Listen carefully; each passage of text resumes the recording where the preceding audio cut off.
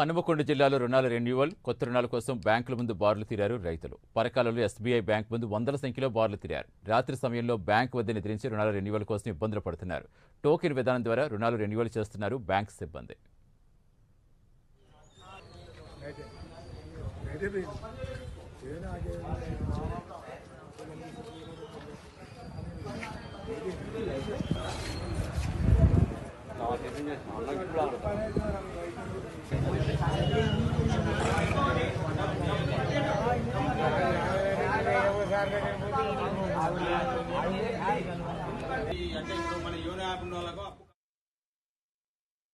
వంద మందికి ఇస్తారని తెలిసింది మాకు క్రాప్ లోన్.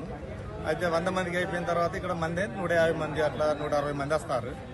100 మందికి అయిపోతుందని ఏం చెప్తారంటే రైతులు కొందరు వచ్చి నైట్ సాయంత్రమే వచ్చి నైట్ 12 గంటలకు ఇక్కడ సీరియల్ రాసుకొని పొద్దున మళ్ళీ 10 గంటలకు బ్యాంక్ ఓపెన్ అయిన తర్వాత ఆ సీరియల్ ఇచ్చే టోకెన్ తీసుకొని ఉంటాను. కొంచెం ఇబ్బంది అవుతుంది. ఎందుకంటే ఇప్పుడు మళ్ళీ పెట్టుబడి టైం కాబట్టి ఈ రుణం ఎంతో కొంత కట్ అయింది.